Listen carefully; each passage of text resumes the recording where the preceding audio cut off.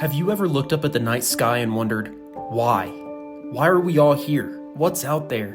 And how does it all work? Well, you're certainly not alone. Hello, everyone, and welcome to The Big Why. I'm just as curious as you are about the universe and everything in it. From the depths of the ocean to the furthest reaches of space, no question is too big, no topic too strange for us. We'll crack open the mysteries of black holes, journey to the edge of the universe, and explore the mind-blowing discoveries that are changing our world.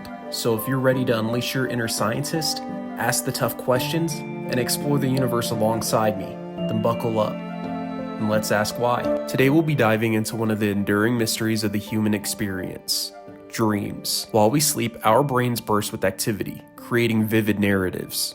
Every night, we enter a realm of the strange, the profound, and sometimes the terrifying. What are these fleeting worlds our minds create? They can inspire us, haunt us, but what purpose do they truly serve? Why does this happen, and what does it all mean? We'll be going over these questions and the scientists who have dedicated their lives to understand them.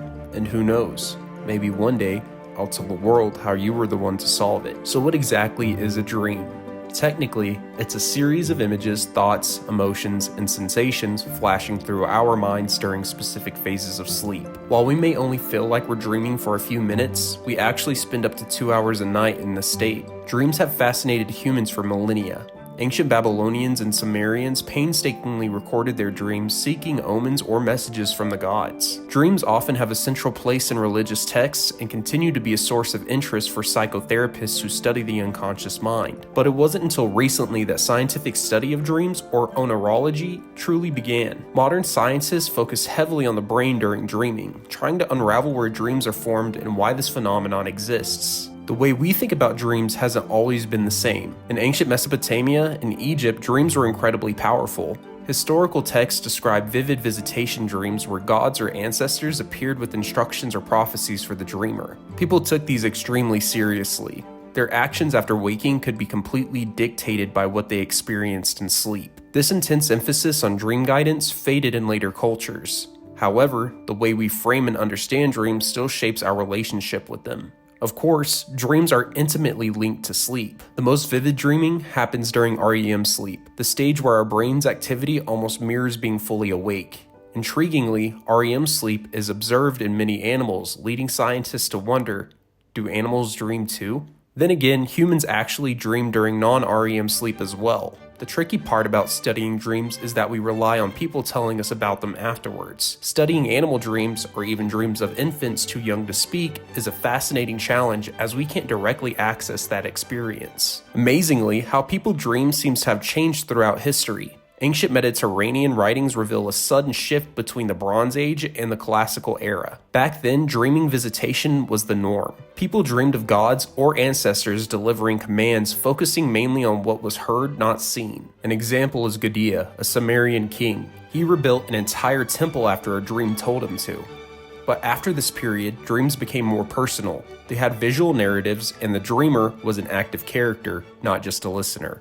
This transformation in how dreams are experienced is a huge mystery, but dream research continues. In the 1940s, Calvin S. Hall began a massive project, collecting over 50,000 dream reports. His research, along with later studies, shows an amazing consistency in what people dream about across cultures. Interestingly, the only leftover of that ancient style of dream authority figure might be how often God features in dreams, regardless of the dreamer's own beliefs. Diving into the content of dreams, Calvin Hall's research reveals that anxiety is the most common emotion we feel while dreaming. Fear, anger, and even abandonment also feature heavily. Turns out, bad dreams are far more common than pleasant ones. Speaking of topics that get people curious, sex doesn't dominate dreams as much as you might think. Studies show sexual dreams usually make up less than 10% of all dreams, even in teenagers. That said, they do occasionally result in orgasm, the so-called wet dream. The visual side of dreams is usually incredibly strange, a swirling mix of memories that don't always make sense. Conversations in dreams often become utterly bizarre as well.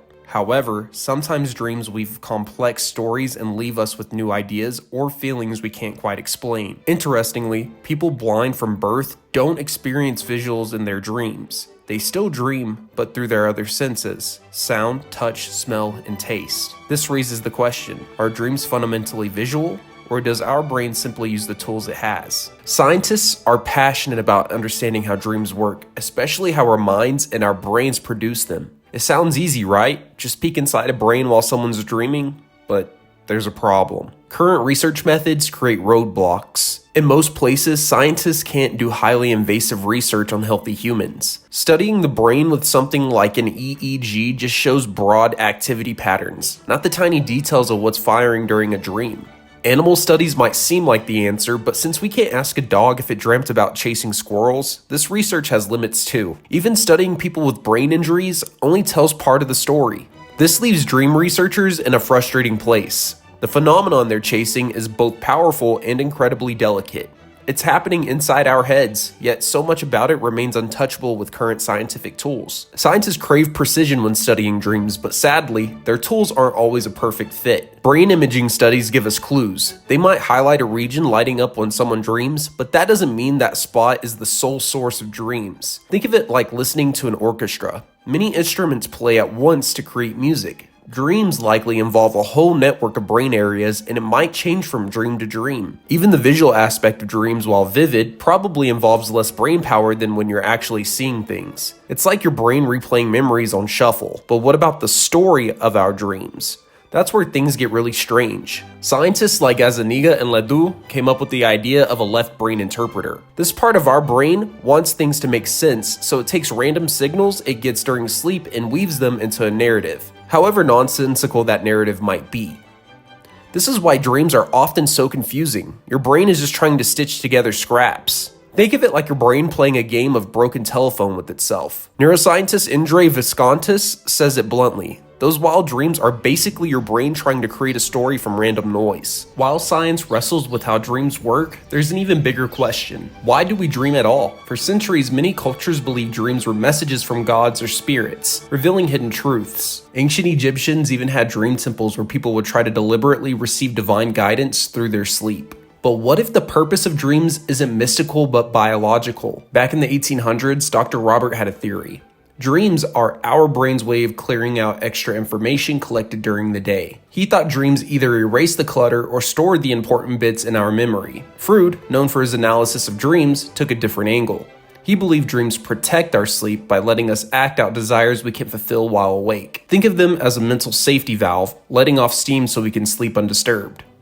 The discovery of REM sleep in 1953 was a game changer for dream science. Now we knew with much more certainty when most vivid dreaming occurred. But while many studies since then claim to explore the purpose of dreams, some were, in reality, studying REM sleep as a whole, not dreaming itself. So let's dive into a few theories that emerged after we understood REM. Hobson and McCarley's activation synthesis. This theory suggests dreams are our brain trying to make sense of random signals firing during sleep. There might be a learning connection here, which some Harvard research supports. Then there's Crick and Mitchinson's reverse learning. This one's a bit sci-fi sounding. They believe dreams are our brain deleting unnecessary connections and mental clutter, like a computer defragging itself. Then there's the Hartman's quasi-therapeutic approach, where dreams become a safe space to process emotions, especially difficult ones. This might be why nightmares exist, despite feeling terrible. And then there's Reverend Suo's threat simulation. This theory goes way back. What if dreams evolved to help our ancestors practice reacting to danger? They'd be less likely to freeze up in a real-life crisis. His most recent idea is about social simulation theory, using dreams to practice interactions and strengthen relationships. And then there's Eagleman and Vaughn's defensive activation theory, where dreams might be a screensaver for the visual part of our brain. Keeping it busy during sleep could prevent it from being taken over by other senses. And then there's Eric Hull's overfitting prevention. Based on how artificial brains work, Hull suggests dreams help us avoid getting stuck in old patterns by introducing random scenarios. This keeps us adaptable. Dreams aren't just a scientific puzzle. They have spiritual significance across many cultures and religions. Some scholars even believe the very idea of a soul, a part of us that exists beyond the physical body, came from our ancestors trying to make sense of their dreams. J.W. Dunn, a thinker exploring time and consciousness, had this idea. He felt primitive humans would wake from vivid dreams and feel as if they'd literally traveled to another world while their bodies slept. This concept of a separate dreaming self became the foundation for many understandings of the human spirit. Let's explore the Hindu perspective on dreams. In the ancient writings of the Mandukya Upanishad, dreams are one of the three main states of existence, alongside waking and deep sleep. The Talmud, a central Jewish text, contains extensive discussions on dreams. Ancient Hebrews, while strictly monotheistic, the Hebrews strongly connected dreams to their faith. Dreams are either sent by God or by evil spirits, and dream incubation to seek divine guidance was practiced. Prophets like Samuel and Joseph are known for receiving messages and interpreting dreams, even for leaders outside their religion. Christians largely adopted the views of the Hebrews, seeing dreams as potentially divine. The story of Jacob's ladder is a powerful example. Even today, many Christians believe God can speak through dreams. According to scholar R. Edgar,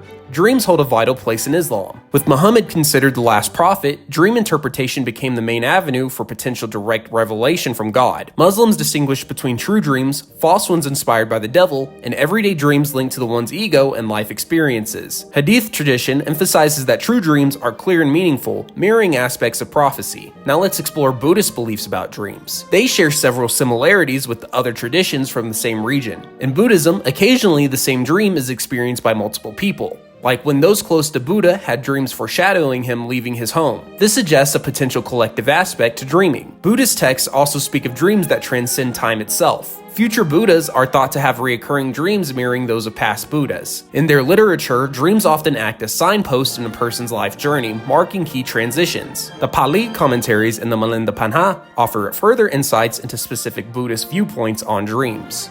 In ancient China, they believed in two aspects of the soul, one venturing out in dreams, the other remaining in the body. But philosophers, even long ago, questioned these beliefs. For Babylonians and Assyrians, dreams were divided into those sent by gods and those sent by demons. Dream omens were compiled to predict what would befall a person based on what they dreamt. In ancient Greece, early beliefs had gods physically visiting sleepers, evolving into the idea of souls leaving the body. Morpheus, god of dreams, sent both warnings and prophecies. Antiphon wrote an early text on dream interpretation, and renowned thinkers like Hippocrates used dreams for medical diagnosis. Even then, there was a debate. Did dreams reveal hidden desires as Plato thought, or were they physiological leftovers like Aristotle suggested? Let's not forget Cicero, who attributed dreams to lingering daytime thoughts. The indigenous Australians, whose dreaming concept intertwines dreams with creation myths, and Native American and Mexican groups who believe dreams offer a connection to ancestors. In the late 19th century, Sigmund Freud burst onto the scene with his groundbreaking ideas about dreams. He theorized that they were our unconscious mind's way of expressing itself, particularly in fulfilling hidden desires, often linked to childhood experiences. Carl Jung and others built upon this foundation, expanding the idea that dreams tap into our unconscious. Interestingly, many people still believe this today. Studies show most people feel dreams reveal deep hidden truths about themselves. They even trust these insights more than similar thoughts that they have while awake, and are influenced by the emotional tone of a dream and how they interpret it. Here's where things get a little murky. Some swear their dreams predict the future. However, psychologists point to memory bias. We tend to remember the dreams that seem to come true and forget the ones that don't. Plus, dreams are often vague and symbolic, making it easy to connect them to real life after the fact. This idea of veridical dreams, those with information the dreamer shouldn't know, is fascinating. Experiments with dream journaling show the predictive power drops once we prevent selective memory. Even given a fake diary with some accurate dream predictions, people remember those more strongly, showing our bias towards believing in the mystical side of dreams. The mysterious evocative nature of dreams has inspired artists for centuries. In Western Renaissance and Baroque works, dreams often linked to biblical tales, like Jacob's ladder or the dreams in the Gospel of Matthew. Later on, dreams appeared in the work of Hokusai, known for his Japanese woodblock prints, and visionary European artists like Rousseau, Picasso, and Surrealist master Dali. Literature overflows with dream imagery too. Medieval allegories use dreams to frame their stories, like Shakur's The Book of the Duchess or The Vision concerning Piers Plowman. And who can forget Lewis Carroll's Alice's Adventures in Wonderland and its sequel, where dream logic reigns supreme. Fantasy and sci-fi continue this tradition. H.P. Lovecraft's dream cycle invites us into terrifying dreamscapes, while the never-ending story has realms like Desert of Lost Dreams. Authors like Philip K. Dick and Jorge Luis Borges blur the line between dreaming and reality, questioning what is real. Pop culture carries on this fascination, often echoing Freud's idea that dreams reveal what we hide, even from ourselves. Think of films like Dreamscape, Inception, or the Nightmare on Elm Street series, where the line between dream and walking life is razor thin. Now let's get mind-bending. Lucid dreaming is when you're aware you're dreaming while you're still asleep. It's like waking up inside your dream. Some lucid dreamers even report being able to control elements of the dream, what happens, and who's there. The ability to do this can be developed with practice. The term onironaut refers to someone who frequently explores this state, an adventurer of the inner world. Lucid dreaming may sound like science fiction, but it's been scientifically verified. In 1975, a dreamer signaled that they were lucid dreaming by moving their eyes in a prearranged pattern. Later experiments by Stephen LeBerg went even further. He explored how time feels within dreams compared to waking life by using eye signals. He compared brain activity while singing awake versus singing in a dream. He even studied sex and orgasm within the dream state. Believe it or not, communication between two lucid dreamers has even been achieved. They used EEG monitoring to pinpoint when they were both dreaming, then sent signals incorporated into the dreams themselves. Most people have a spotty relationship with remembering their dreams. Science confirms those faded snippets are just the tip of the iceberg. However, our ability to recall dreams can be improved. Waking up during REM sleep when most vivid dreaming occurs greatly increases the chance of remembering. Women tend to have better dream recall than men overall. But what makes some dreams stick in our minds while others vanish? The salience hypothesis suggests that the more novel, intense, or unusual a dream is, the more likely we are to remember it. This is why vivid or bizarre dreams are often what gets recalled. Interestingly, having a dream journal can help, not just for the obvious reason of recording dreams, but because it trains your mind to pay attention to these fleeting experiences. Personality plays into it too. Adults typically recall about 2 dreams a week. Those who experience more unusual things during the day also tend to have more intense, interesting dreams and recall them better. Creative, imaginative people who daydream or are prone to fantasy experiences are more likely to be good at remembering their dreams. There's even some evidence that those who experience more bizarre things when awake, like those scoring high for schizotypy, also report more frequent nightmares alongside more dream recall in general. Could we one day have a true dream recording machine? It sounds fantastical, but the idea is being explored by scientists right now. Using fMRI and tools that read muscle activity, researchers have begun to identify basic patterns related to things we see, say, or do within our dreams. This technology is young, and who knows if we'll ever get a full-on dream movie stored inside our phones. But even the possibility of better understanding our dreams, and maybe even improving our ability to remember them, is incredibly exciting. Scientists puzzle over the nature of dreams and if we might one day record them or even manipulate them. But there's an even wilder question some philosophers ask. What if the world we consider real is itself a kind of dream? This idea, known as skeptical hypothesis, has been explored since ancient times. The Chinese philosopher Zhang famously asked, "He who dreams of drinking wine may weep when morning comes. He who dreams of weeping may in the morning go off to hunt." While he is dreaming, he does not know it is a dream. Only after he wakes does he know it was a dream. Zhang suggests that someday we might all have a great awakening, realizing our current lives are but a dream. He adds with a touch of humor, even if someone could explain the truth to us, we'd still be dreaming and unable to comprehend. Similar ideas appear in Buddhist and Hindu texts. It was only in the 17th century that Western philosophy tackled it formally, thanks to Descartes' meditations on first philosophy. Scientists puzzle over why we dream, but some theories offer compelling possibilities. Let's look at a strange type of dream that might give us a clue. Dreams of absent-minded transgression, or DAMTs, occur when dreamers do something they're consciously trying to stop. A classic example is a person quitting smoking, dreaming of lighting up anyway. Waking from these dreams, people often feel intense guilt. Oddly enough, there's evidence that DAMTs aren't just a sign of failure. They might actually be our brain's way of working through the act of quitting. Studies show those who experience these dreams are more likely to succeed in breaking the habit. This hints at possible purposes of dreams. They let us rehearse challenges, practice self-control, and maybe even make subconscious changes to our behavior, all in a safe space while we sleep. Most people think of dreaming as something that happens only during deep sleep.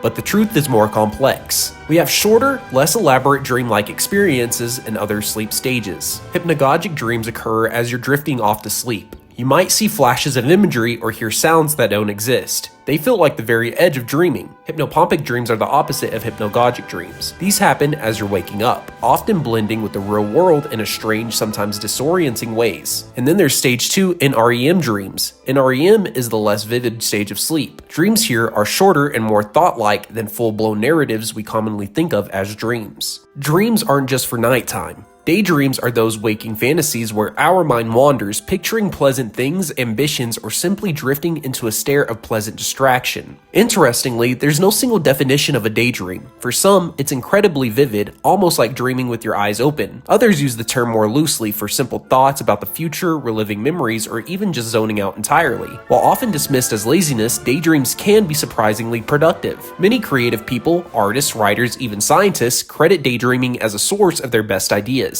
It seems allowing the mind to wander and simply play without purpose can occasionally lead to unexpected breakthroughs. Now, dreams are different than hallucinations, the latter being vivid experiences that feel real despite no actual external stimulus. While dreams and hallucinations can both create bizarre experiences, there's a key difference. Dreams happen while you're asleep, meaning we aren't consciously awake. Hallucinations occur while we're awake and seem just as real as any other perception we have of the world around us, even though they have no basis in reality. Most people have had a nightmare at some point, those terrifying dreams that jolt you awake, heart pounding and filled with a sense of dread. While dreams can be strange and funny, nightmares hit us with a primal level. They trigger raw emotions, fear, horror, despair, and deep sadness. Unlike a normal dream that fades quickly, nightmares leave us shaken, sometimes making it impossible to fall back asleep. This raises a question for scientists. If a dream have a purpose, why do we need something so unpleasant? Now, it's easy to confuse nightmares with another, even more disturbing sleep phenomenon, the night terror. While both are upsetting, they're very different. Now, nightmares are bad dreams during normal sleep.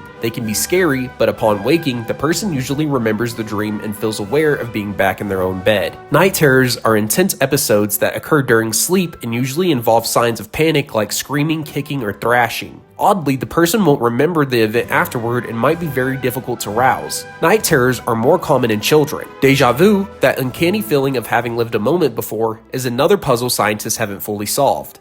But one theory offers a potential link to dreams. Perhaps we sometimes dream of situations that are similar to things we encounter later in our waking life. The dream is forgotten, but when the real-life event happens, something in our brain makes a faulty connection, creating that feeling of familiarity. It's a bit like seeing something and vaguely feeling like you recognize it, even though you know you've never encountered it before. This theory implies our dream memories might be influencing our waking perception somehow. We're all fascinated by dreams. The mysteries they hold might seem impossible to solve. But remember, many of science's greatest discoveries started with a simple question, a spark of curiosity. We now understand things that baffled the greatest minds of the past.